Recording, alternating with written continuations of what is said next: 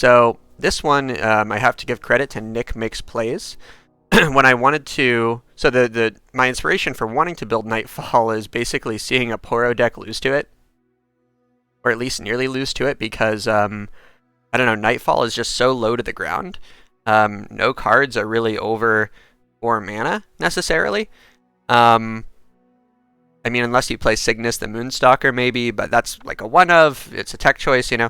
So it can kind of outrun Poros, which is one of the decks to beat right now. But also it can just sort of decrease their attack. So if they're trying to commit before attacking, if they're not open attacking, their wide board of Poros is going to get smaller and smaller until they just make a dent in your Nexus HP. So I thought it would be an interesting deck to play. I have tried to make a few tech choices. So I slotted in this Blinded Mystic here. I'm not super sure about it. I might drop it. It's just, it doesn't have Faded synergy, of course. It's just pretty much played for the silence.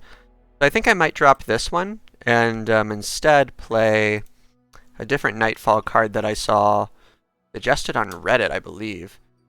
This is actually also my first time playing the archetype, so I'm pretty new to it, but Moonlight Affliction. So I'm going to go ahead and try Moonlight Affliction instead. I've also made a slight change in slotting in one Gift Giver.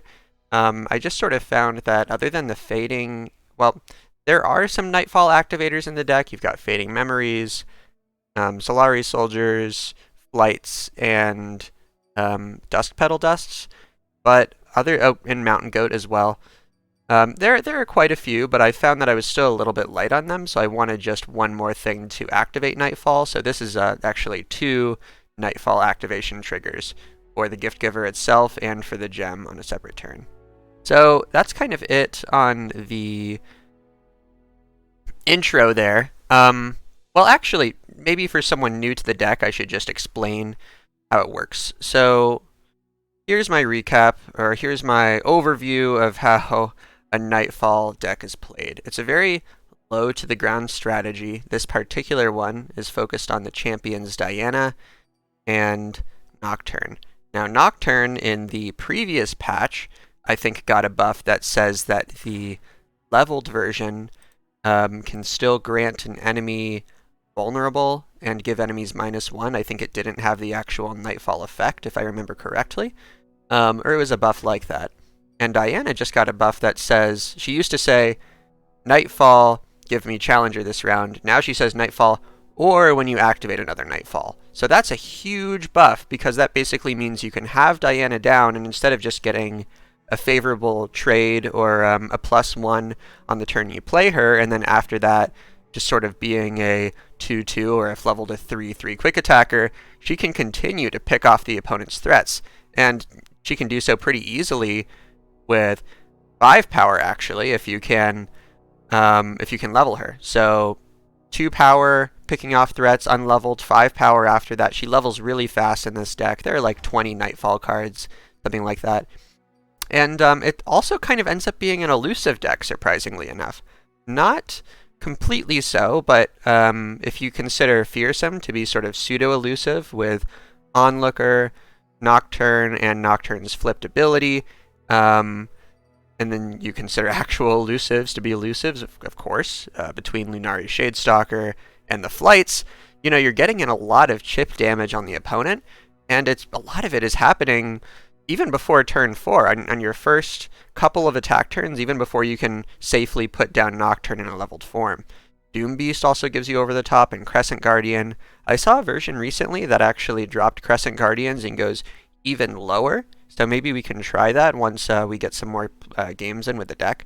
But I've played, I think, 3 or 4 ranked games with this deck so far and had pretty good luck, so I'd like to do some more of that right now. I hope you guys enjoy it. Okay. Soraka Tahm Kench. I have a fair bit of experience with this deck. So I'm not too worried about knowledge in the matchup. Let's see. So this deck requires a lot of careful planning because everything is cheap, so everything looks like you should keep it, but you definitely shouldn't. I don't really like the Flight on 1 or Doombeast. Fading Memories on a 1-drop into Lunari Shadestalker on 2 seems pretty decent. Let's try it. Now, outside of Tahm Kench, I think this deck doesn't really have much removal. Well, Tahm Kench and Boxtopus, actually.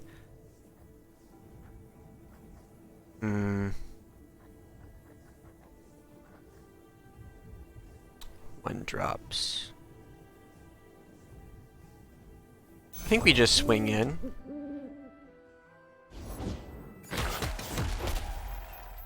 I'll trade that.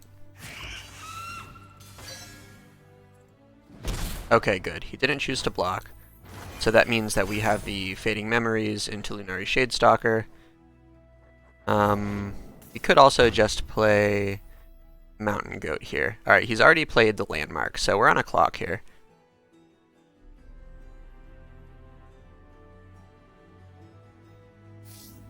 I'm gonna do this. Mother Moon, veil me. We now have Mountain Goat into Fearsome next turn if we want it. We could also play this into Diana.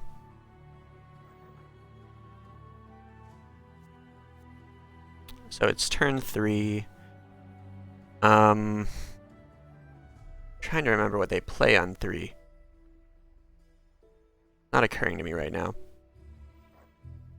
Let's go Mountain Goat. I don't really want to make a weak play into Diana if I don't know that it's going to give me value.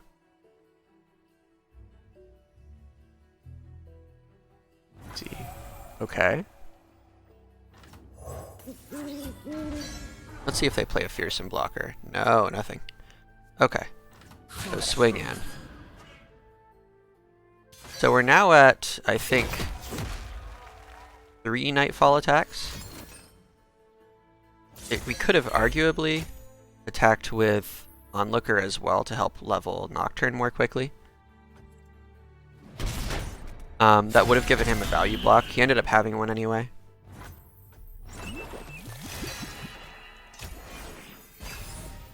I'm kind of liking Gem plus Doombeast on defense. That still leaves me with Solari Soldier, Solari Soldier plus Nocturne next turn.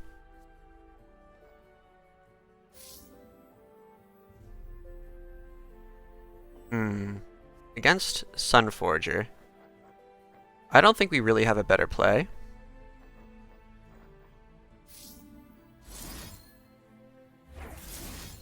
And we don't really care about the Nexus healing from this Doombeast.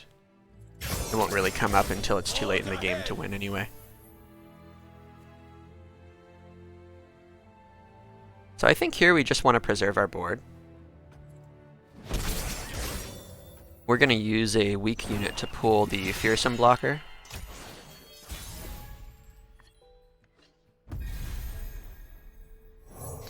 Is the one true light. Unto Dusk can be pretty good. We haven't banked any mana. After this Nocturne turn, we're looking a little bit vulnerable. We could actually consider playing Diana. She's gonna be leveled. I think we just do this. It's pretty strong against the Tahm Kench.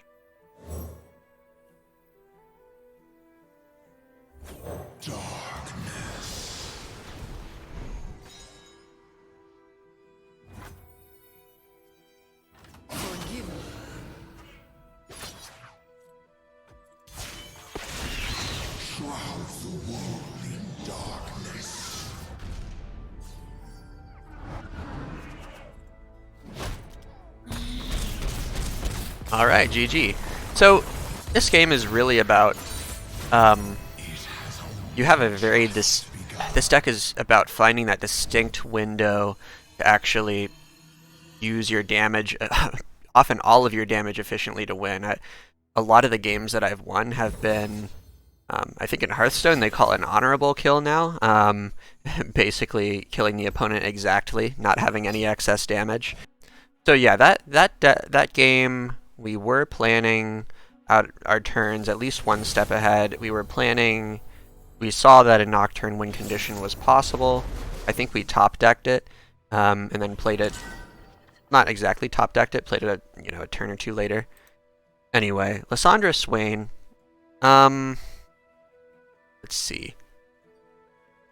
I'm not sure. What are my one drops? I could search for Gift Giver or Lunari Duskbringer. I don't think I keep Pale Cascade here or Crescent Guardian. I like Stygian Onlooker or Fading Memories. Let's do that.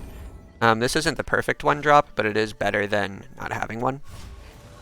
And the Flight isn't really ideal either if I'm trying to get board control. I think I'm going to just try to attack with Nightfall on an empty board. It's highly possible that they're just going to want to play a landmark. Here we don't have a very good turn on the defense. It's looking a little bit more awkward. We've got doubled up Nocturnes here.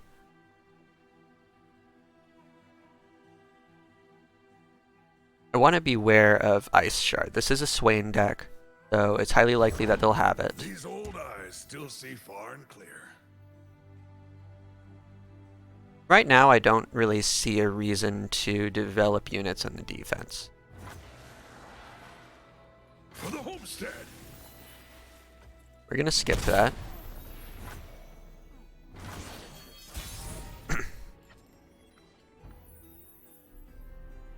Okay, I'm going to start with this one. It's a little bit harder to play than the Flight, and it's resistant to Ice Shard.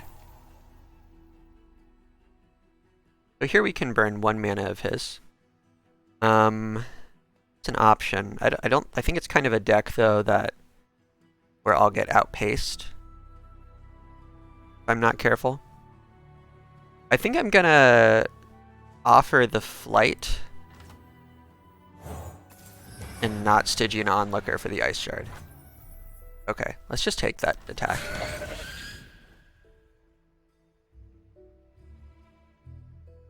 Yeah, I'm fine if he trades with Mountain Goat. Interesting.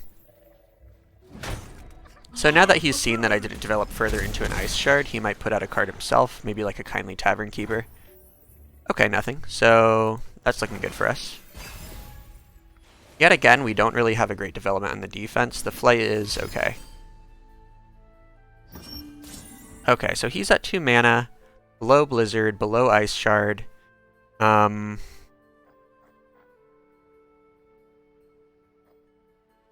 We ever just play Nocturne?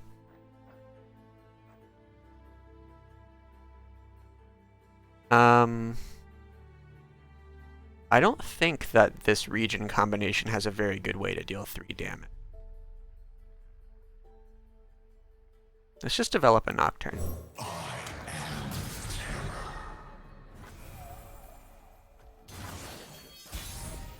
So we still have to be wary of... I'm going to hold that Doombeast for defense, I think. We still have to be wary of board clears. So I think yet again I'm going to start with the Flight. Ooh. I don't think I ever Fading Memories of Mountain Goat.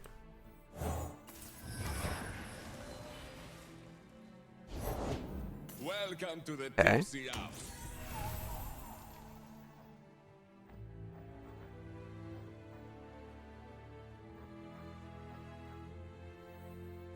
A new moon rises. So I could potentially gem and grab here. And I can do that at basically burst speed as well.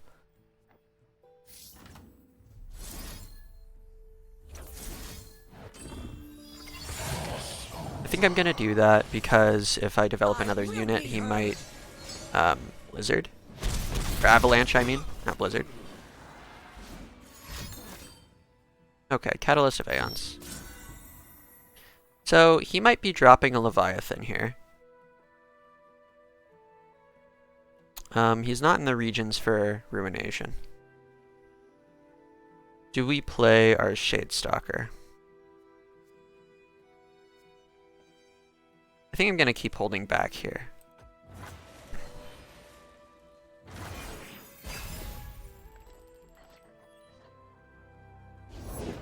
Prepare the cargo! Mm-hmm. So here I think I'm gonna want to try to open attack for lethal.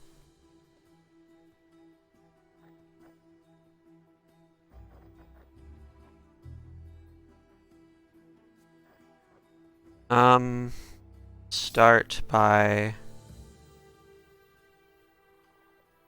I just want to sort of distribute who... I'm not going to be blocking that Leviathan. I think I'm going to try to distribute my threats.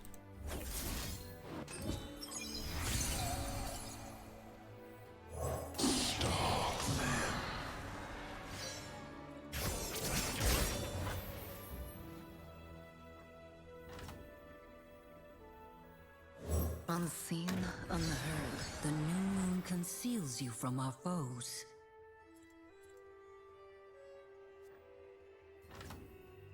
I'm just playing this as basically a 2-1. Find your path in the dark and follow no false light. So here a pretty cool thing is that I can... You might as well just attack with the Leviathan. I don't know why not. Yeah, so I'm gonna try to... That doesn't have vulnerable. I'll just pull it with Diana. I'm going to give her Challenger at burst speed. Grab a Doombeast here for some over the top.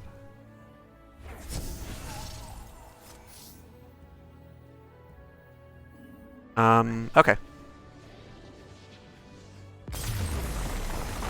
So, he ramped up pretty quickly, but had, I think, no board presence other than Avarice and Sentry and Kindly Tavern Keeper.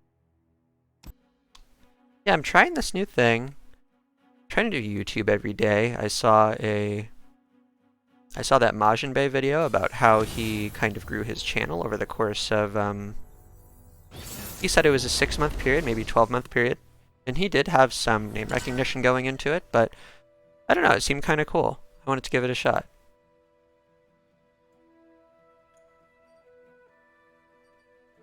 Okay, so I think I very, very rarely keep Crescent Guardian.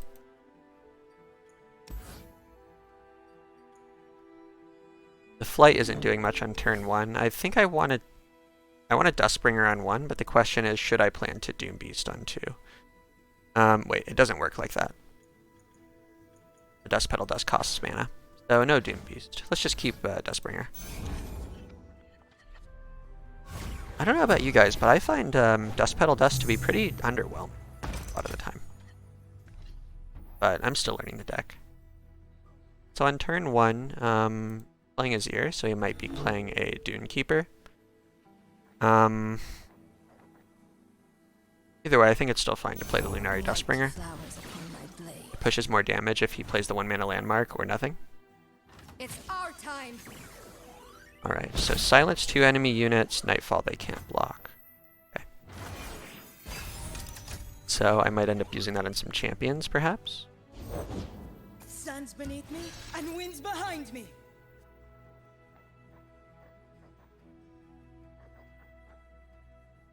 can have my gift giver if you want. The journey is difficult. What is meant for you?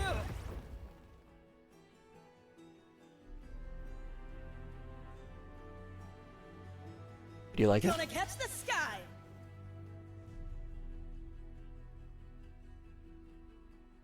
So it's the Azir Xerath build. We have to be aware of Ascended's Rise. That's something I always under consider.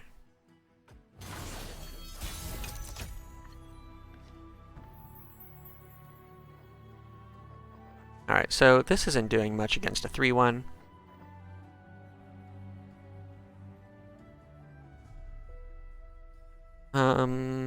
I don't see a really obvious play here.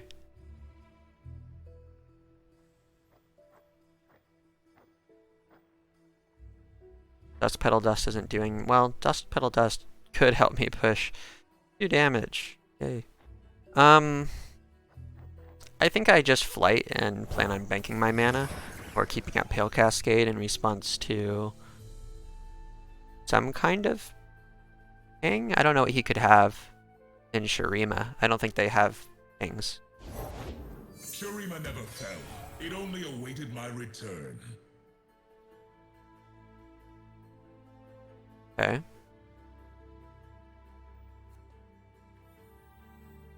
Remember my words. So I'm going to offer the gift giver to the Rockhopper here. I want to gem something for just 1 damage. I will run you over. Okay, I think that's a good trade for me.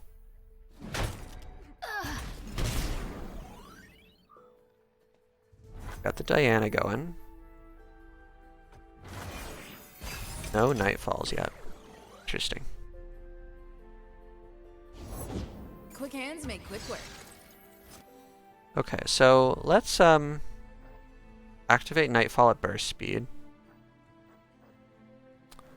I'll do that with a gem, right? Now, this has been hard to use for me. Temperamental as moonlight. Just 1 Nightfall. Spell Cascade will be 2.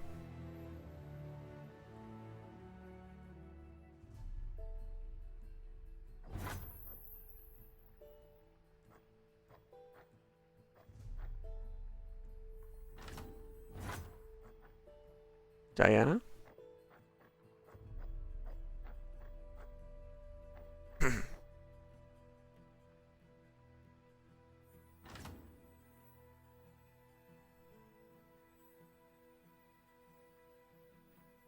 just have to keep Pale Cascade up.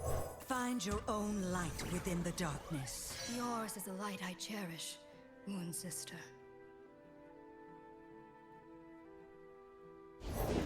Gonna find a gift for Renekton, right, Arda?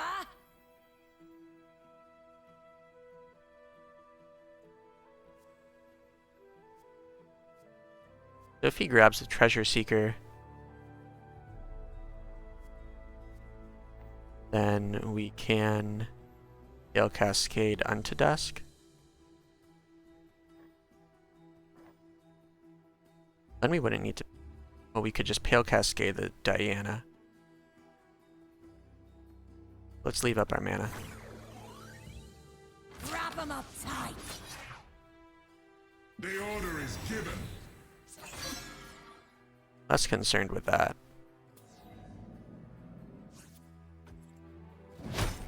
Hunt down. Diana isn't that important.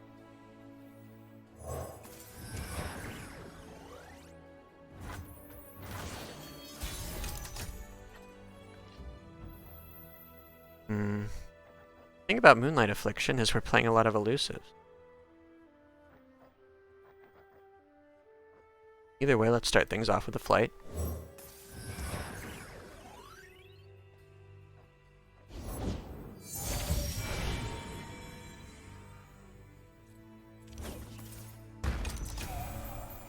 Okay.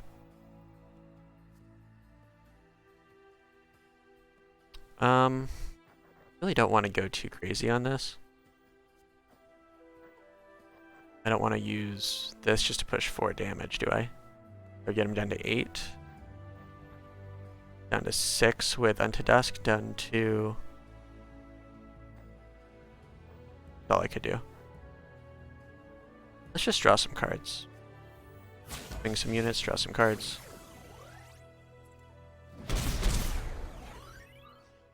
Okay. Let me hear you call our Emperor's name. Shurimans, I have waited millennia to hear your cheers. So that's likely a stronger Xerath.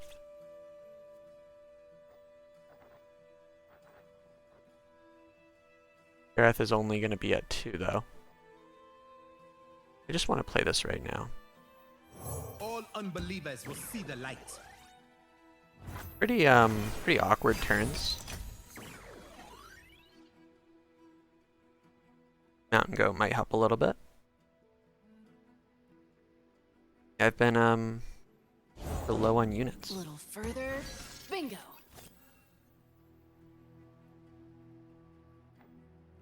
We've got Double Pale to block the Azir. Is he just going to overlay a unit to play Xerath? Oh, yeah, I'll definitely take that.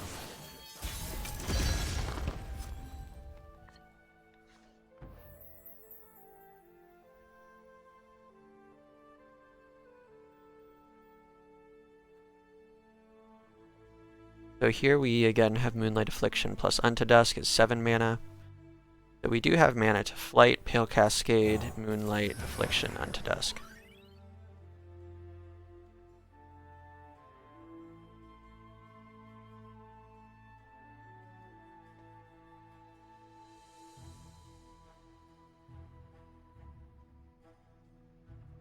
With that, we can push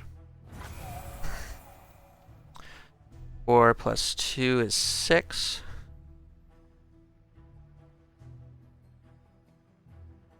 Let's do this first.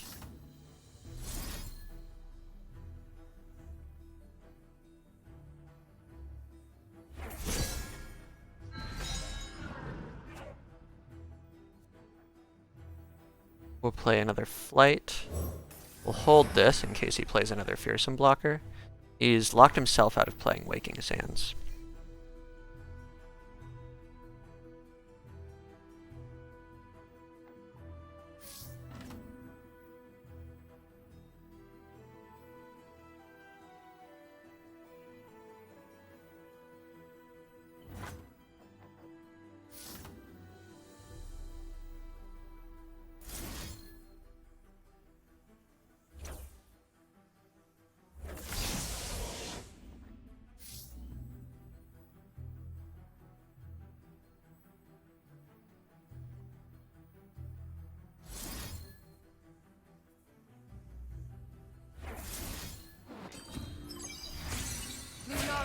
Rise!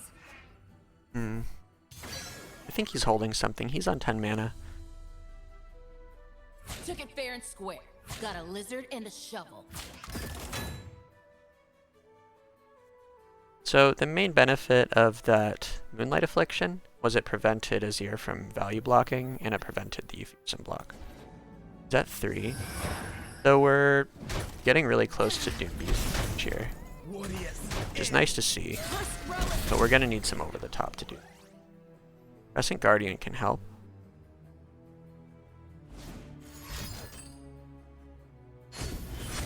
You now freely play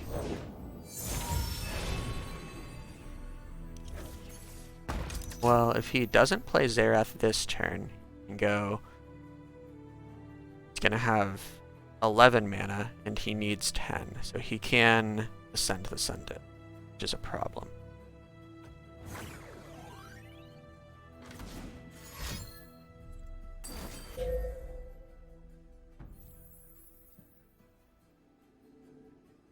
That only level up the ones on the board. I think so. I have risen and weakened Shurima. Xerath is at 2.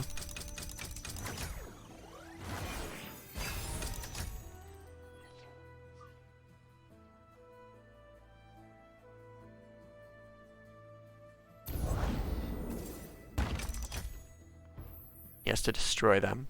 Okay, that's fine.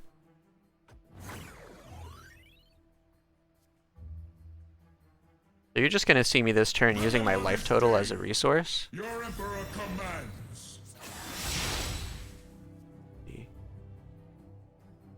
Just this round. Who do I want to... I want to leave his board crowded. That sounds good. Azir is going to be a fearsome blocker anyway, so I'm not in a rush to kill off Golden Ambassador. What else have you got?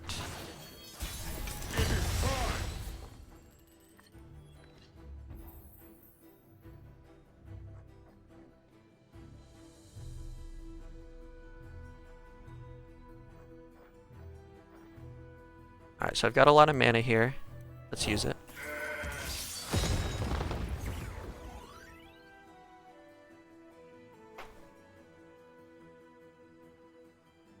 So I've just given him the Ascended Sun Disk. I know he has a Xerath, unless he has a powered up Azir. Shurima, my Oh, he might have a empire powered up is Azir. heart. That would be awesome. Prosperity and loyalty belongs to you. So I want to play all of these. So that's 5 mana plus 2. Wait, 5 mana plus 4, right? 1, 2, 3, 4, 5, 6, 7, 8, 9, 10. Okay, I can do everything. But I might want to Pale.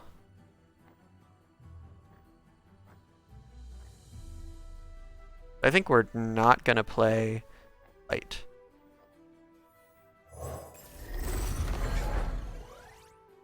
So here he's going to be able to ascend the Sun Disk. Meaning this Overwhelm isn't going to do much.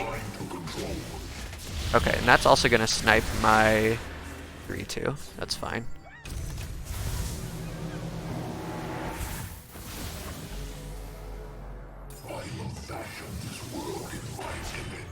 I am a god amongst Has he men. drawn anything from the Emperor's deck yet? I don't... Oh, then draw 1. Okay. I'm not sure what he might have. I want to be really coy here.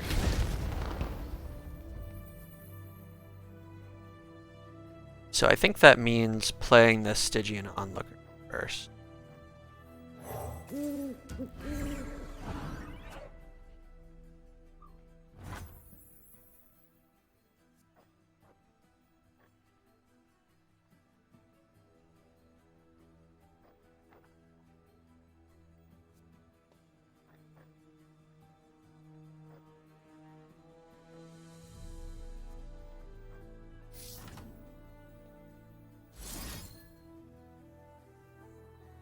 I don't think I'm ever going to need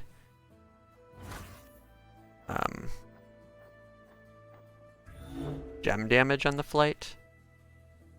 But a good player wouldn't care if I gem my Present Guardian. How good is he?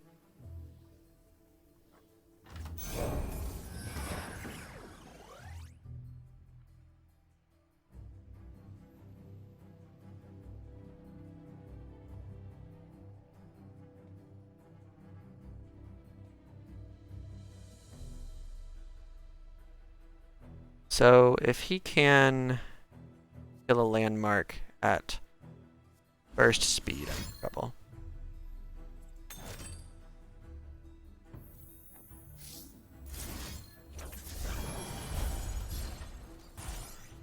Wait, does this kill the weakest?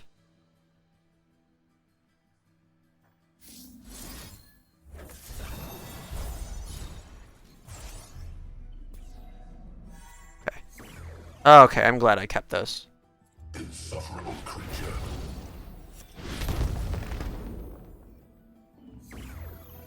Do I ever need to keep the flight? Play the flight here. I don't think it does anything. Okay. GG. Man, that was really close. Mono Shurima has definitely gotten better.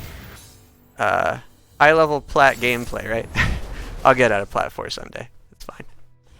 Right now I'm playing around with Nightfall. If you haven't been looking into the game right now, the decks to beat, a few of them are playing a lot of elusive units, and they're pretty fast decks, especially one called Iceborne Poros. So we're trying to kind of get in faster than them, and hopefully win on like turn 4 or 6, something like that. So here we want to turn 1 play. I actually like Onlooker more than the flight. But I'm gonna keep the flight and Untidusk for the we don't want to burst the opponent down that early. I'm gonna keep the flight as a Nightfall activator and just play Stygian as like a Nocturne. Maybe it's Nocturne. Alternatively, actually, I could just play Mountain Goat on 2, and then on 3 play Flight double Stygian.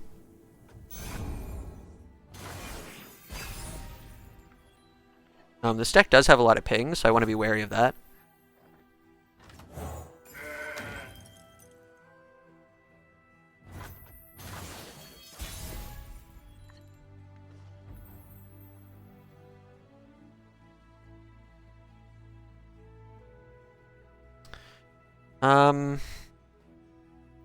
I'm just gonna get in this damage. They don't have a way to mess me up at burst speed or like interrupt that attack, I think, without using more than one card.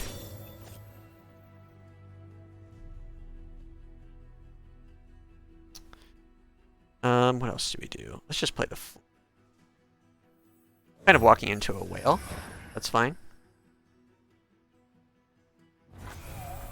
Burn a little bit of mana.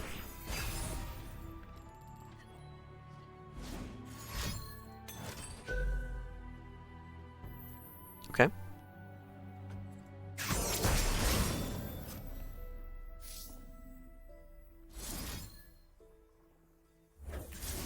We'll do that so we can block a spider, get another gem. We were peaceful once. So what have you been up to lately?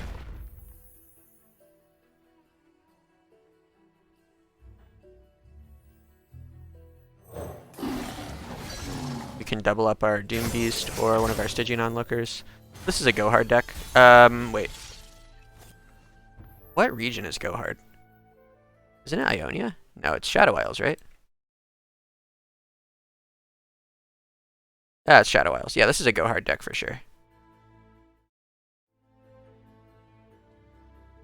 So they're gonna have a lot of pings.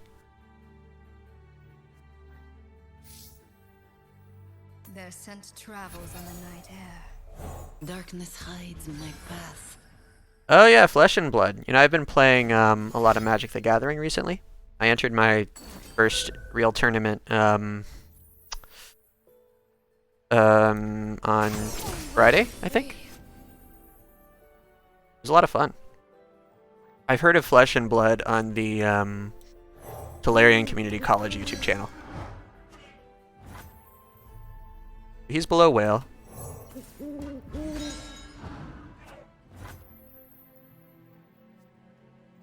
I think I want a full swing so he blocks and I have the potential to Unto Dusk.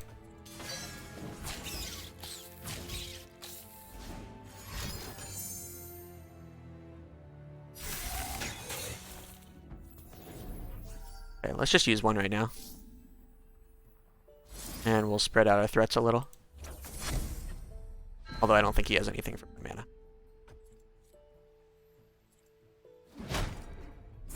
Oh, Magic's dead. What's your area now, dude? You don't have to say on here if you don't want to for privacy, but curious to know where you're living.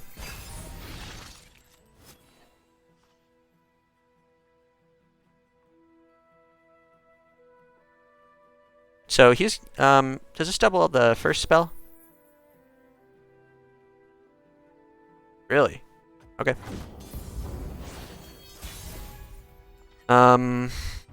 I'm thinking I'm gonna see a whale here.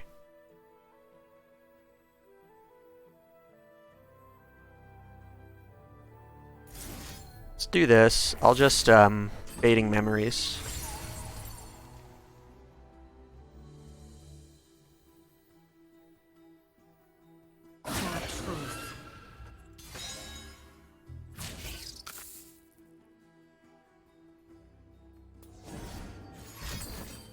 Harsh winds, okay.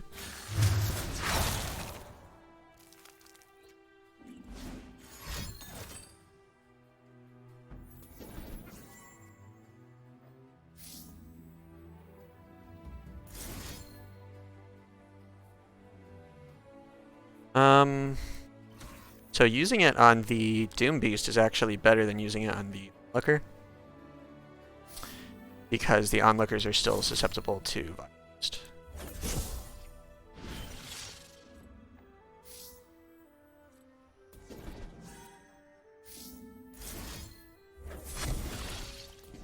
I'm not sure if he can interrupt this skill.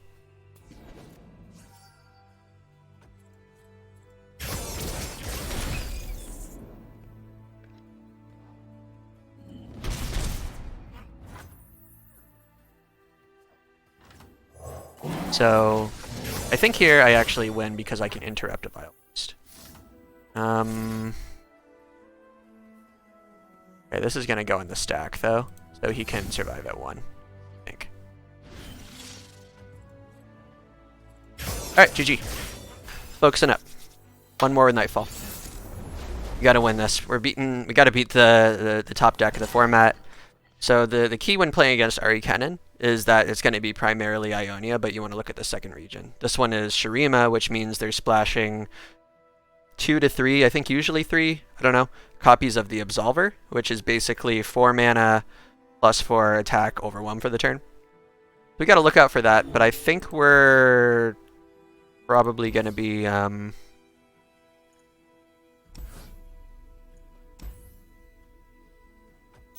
winning before then, or losing before then. I don't think that final bit of damage will make a huge difference.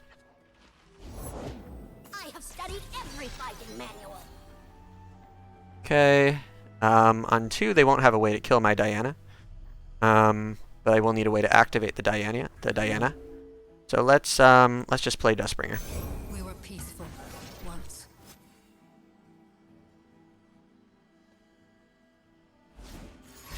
I really don't care if they mark this unit. So, for anyone who hasn't seen Ahri Kennen before, the deck is based around these two champions, Ahri and Kennen. Kennen, which levels up by playing the same unit or units of the same name 5 different times in the same game. So it plays a lot of recalls, it plays a lot of tutors, stuff like that. And then Ahri levels up by recalling 6 times. And let me play this turn here. And the goal of the deck is basically to you're joining a meeting. All right, man. I'll see you. Thanks for stopping in. It was really cool to catch up with you. So the goal of the deck is once Kennen gets going, he starts generating these marks of the storm. So yeah, recall. I'd rather see recall than twin disciplines there.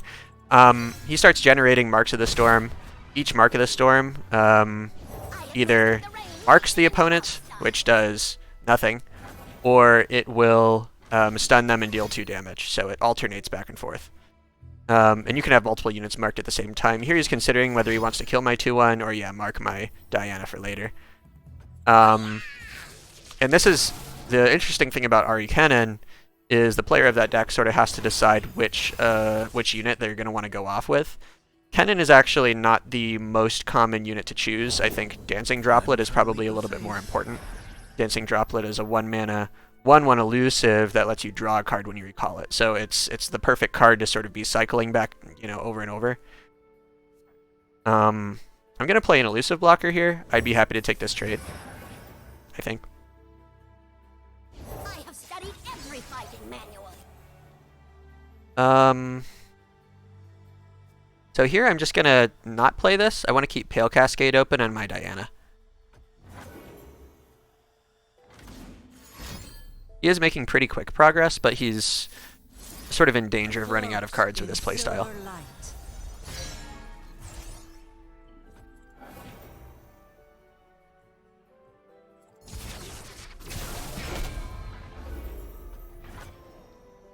Quietly now. Take that. So his best turn for play probably is going to be to play the 4-drop Allegiance card. Name of it escapes me right now, but that basically gets 2 1-drops out of his deck.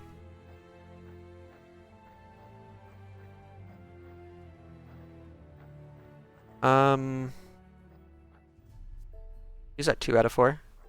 I can level her this turn.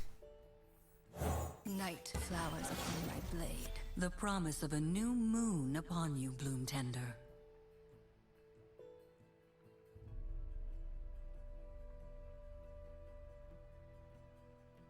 So he has the, let's see, I think I'm just in a good spot. If he plays the Allegiance card, you can mark my Diana, but he's out of mana, so you can't do anything else to it. He can just set up a kill. You can kill off my 2/1, which I don't care about. Unseen, unheard, I think what I'm seeing here is that he's going to want to Lightning Rush, perhaps. He's keeping open a lot of mana. Or he might also want Homecoming. Homecoming is a 4 mana fast speed spell. Recall one of your own units to recall one of the opponent's units. Not mourn. I will. They tried to blind me with resplendence, but they could not break me. I'm not sure if leveling the Diana here matters. Because this deck doesn't really run pings. One option here is actually to grab the elusive, depending on what he plays next. And then I could get in for up to 10 damage. I think though I'd rather still grab the Kennen. I'm okay if this damage doesn't get in. I can still potentially get 8, and this forces him to react to my attack.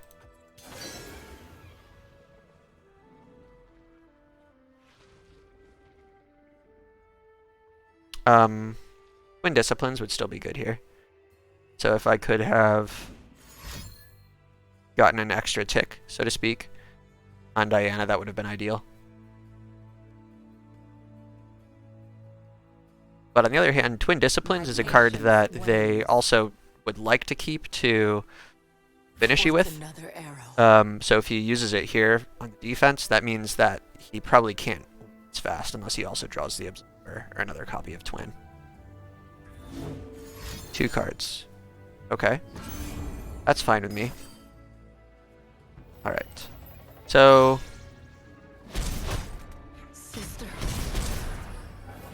Kennen is at 4.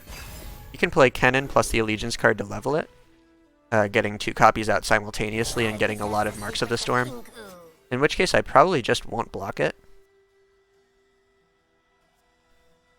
I'm not going to do anything yet.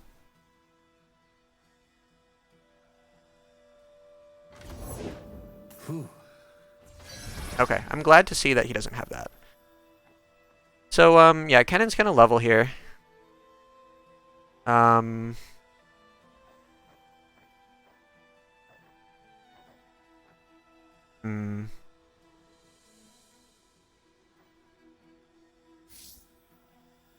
think I'm just gonna use Doombeast right now. He's gonna use the Marks of the Storm to kill my Diana. Pretty sure.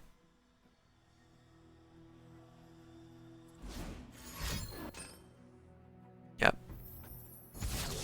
But with 1 mana left, I think all that he can... Well, all that he can really do this turn that's productive on the offense is to play another 1-drop, like a Dancing Droplet or a copy of the Mourn.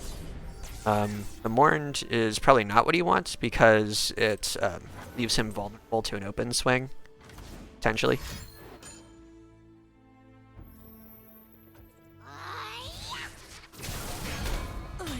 So, I'm not going to block his Kennen Strike, because if I do,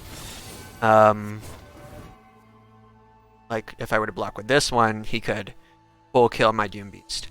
This way, he needs to decide whether to mark something stronger, or to just finish killing off my Dustbringer.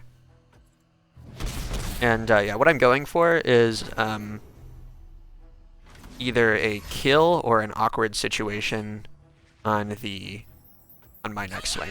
And by an awkward situation, I mean him blocking with a critical win condition. Stygian Onlooker is... oh, the Flight is a great card here. Yes, he can block it with his elusive. Okay. That was a pretty good response.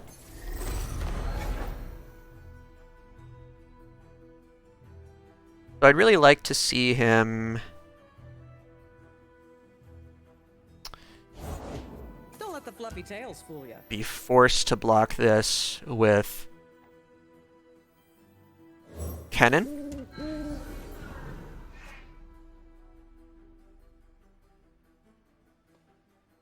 And I think he will be forced unless he just proactively recalls something. Buffing up his Fey Blade Twirler sort of before, because if you buff the Fey Blade Twirler at fast speed during combat, that's not fast enough to select it as a fearsome blocker. Sorry. Rise. So Think you're fast enough? I think even if I don't win, he has been forced to block with a Kennen, which is not what he wants to do. And I'm not going to win here, because he's just going to block those two. But I'm in a really good position. What he needs is Kinku Wayfinder. That's smart of him to block my draw, by the way. Oh, he hadn't lost. He was still at 2. I think maybe he just had a bad hand. Okay. Well, hey, there we go. I finished off that deck by beating my Nightfall deck by gaining 40 or 60 LP. I don't know. So 2 or 3 net wins and beating the best deck in the meta. So pretty good. There you go. Hey guys, thanks so much for watching. Again, this has been Royce. I hope you enjoyed the games with Nightfall today. I wanted to do a quick outro to give some assessments on the deck and go over some changes or tweaks that you could make. So let me go ahead and just go through the deck list one by one so I can give a description as well and give my individual assessment on cards. So Fading Memories is actually better than it looks, and it's already a 0 mana burst card, so that's a pretty high bar. This is one of your best options to not only activate Nightfall for free, meaning it's like a more flexible Dusk Petal Dust, if you will, but it can also help you find lethal in some really creative ways. So I find myself using Fading Memories all the time on, at least in the past, Stygian Onlookers. I don't know if I did much today. Using them on the flight is really funny because it actually is sent back to the deck before it dies from its Ephemeral Strike. And then when you draw it again, it's no longer ephemeral. So it's just kind of like a 0 mana, copy this card, no downside. I find myself using it on Lunari Shadestalker a lot, and on Doombeast. I think I have on Crescent Guardian before. Pretty much almost all of the units in this deck, except for Mountain Goat and Solari Soldier and Lunari Dustbringer are good targets, so about half of the units. It's a pretty good ratio. Yeah, really good card. Gift Giver is interesting. This was one of my techs away from the old Nick Makes Plays list. By the way, visit Nick Makes Plays on Twitch or YouTube. He makes great content. I found that I was actually lacking some Nightfall activators, even given my Dusk Petal Dusts, Fading Memories, Solari Soldiers, etc. I decided to play a Gift Giver. Another option, if you're not liking Gift Giver and you want to go with a like a little bit of a less aggressive, more value-oriented list, would be what's it called? It's the 3 mana Daybreak card, Solari Priestess. Yeah, there we go. So this is a great activator, and it's interesting how Daybreak and Nightfall go so well together. I guess that also fits the lore. The only kind of weird thing about it is the 4, 5, or 6 slot is a little awkward for this list. I think you'd rather almost invoke a 1, 2, or 3 cost Celestial card, but still definitely a consideration, something I've seen slotted into Nightfall before. Dustbringer is good. I'd say it bats, you know, it does just about as well as you would expect. It doesn't overperform or anything, and sometimes Dusk Petal Dusts can get a little awkward and just fill your hand and you don't have anything to use them on. But other times it really can smooth out your turns and make it so you can save things like gems or copies of the flight or other activators for later. And activators are really important. You don't want to spend all of them at once just to, like, you don't want to spend 3 gems just on a big attack unless you're going for lead. Solari Soldier is a pretty good activator as well.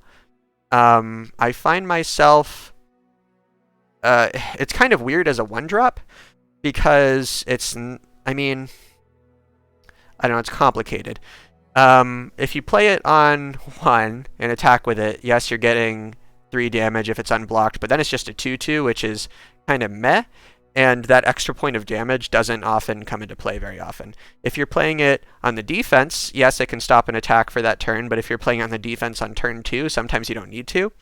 So my experience with it is it's kind of nice to, it's a 1-drop that, despite what it looks like, despite it being such a seemingly aggressively oriented 1-drop, isn't really oriented to playing it on 1. I'm realizing that I'm rambling a little bit here, going too much into depth, so I'm going to try to speed it up. Stygian Onlooker is great. 1 mana, 4 damage, but you have to know when to play it, and it can actually be used as a blocker fairly often. I successfully blocked a Pantheon earlier today with a Stygian Onlooker paired with Unto Dusk and Pale Cascade, and I did end up losing that game, but I still think it was the right play for the time. The flight is amazing. It's funny, I had never played Nightfall before the last few days, and I barely knew this card existed or that it was played in any competitive decks, but in this deck, it way overperforms. The 1 mana stat line is important, 2 damage is important, you're erasing 10% of your opponent's Nexus health whenever you can get in with it. The draw is helpful, and it shuffles itself back into your deck, so it's a recurring Nightfall activator. Now that I think about it, I think it probably is meant to be played in a Nightfall deck. I just never noticed it before. I saw this card more in labs. Diana is good, and she was buffed recently, so now you can safely drop Diana early and continue to get value off of her. And the nice thing about her is she'll often get value by getting just by basically eating one of the opponent's cards with her Challenger plus Quick Attack. In the early game, 2 attack, 2 toughness is just a fine stat line for that point in the game.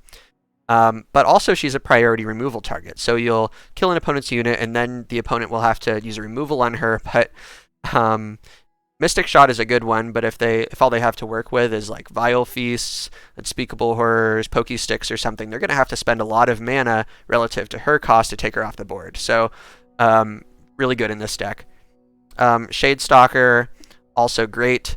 A 2/3 elusive, does everything it needs to. Notably, it gets around Avalanche. So this card came in clutch against some control decks that I saw.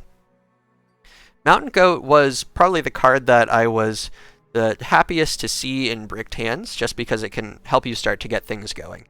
It doesn't require a Nightfall activator, and it generates them. And if it trades well into 1 attack units, so I actually had 1 Mountain Goat today spawn, I think 3, maybe even 4 gems, and help me sort of bridge the gap when I was trying to get my hand together after a really rough mulligan. So not to be underestimated. Pale Cascade, everyone knows this card is great. It was bonkers at +2/+1, and it's still very good now to the point it's run outside Nightfall decks. Unto Dusk is often used on a Doombeast, but it can also be played on a Stygian Onlooker for some extra burst. I had some key moments where the opponent was holding mana up. I was waiting to see what they were going to play. I was attacking with a wide board full of Stygian Onlookers and Doombeasts, and I was waiting to put it on the target that worked best against the opponent's response. So nice reactive card there, and it can also help you get some good blocks if needed.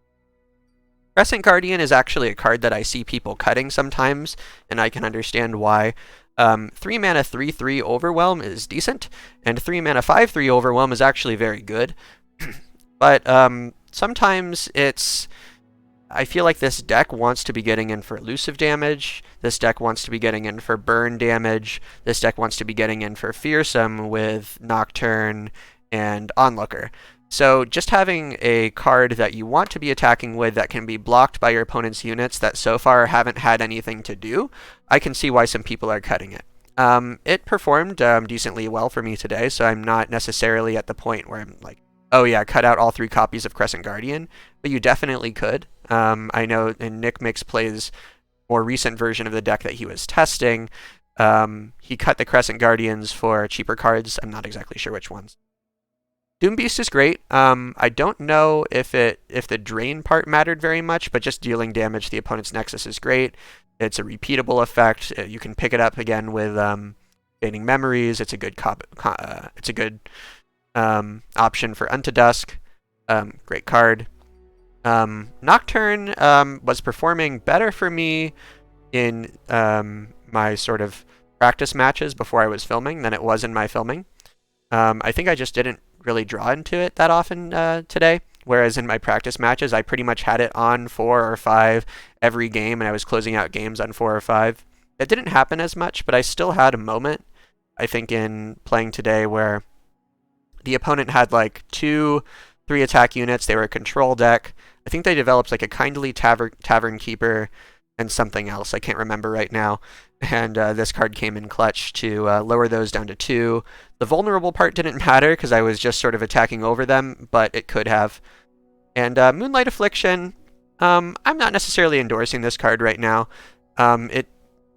It does play particularly pretty well into the meta right now because you can silence some Poros on the defense and block them, and hopefully run the opponent out of steam. Even that is a little bit iffy because Poro boards tend to go 3, 4, 5, or even 6 wide. So just taking out 2 might be enough against an Iceborne hand, but it's probably not enough against a Snacks hand where they have weaker Poros but more of them. So Moonlight Affliction, I don't know, I was just playing around with it. It didn't really come in clutch for me today, but I'm also only running 1 copy. When you're dealing with a 1-of, you really need a larger sample size to tell for sure how good it is because it so rarely comes up. So this is definitely a flex spot. So if you were looking at changing some cards in this deck, the key ones to change would be Moonlight Affliction, Crescent Guardian, and Gift Giver. You could go down to 2 Fading Memories perhaps, although I really liked it. Let's see. You could maybe go down to 2 Mountain Goat, 2 Unto Dusk. There are probably like 5 major flex spots and another maybe 3 to 5 that you could squeeze out of here, but I'd say about 30 to 32 of the cards are pretty set in stone and work really well in concert with each other. Overall, I'm really pleased with the deck. I gained some LP with it. I had some good games. I hope you guys, if you saw my last video, were suffering a little bit less with this one and just enjoying it more, and that my commentary was somewhat educational for you. Anyway, I hope you have a great day, and I'll see you next time.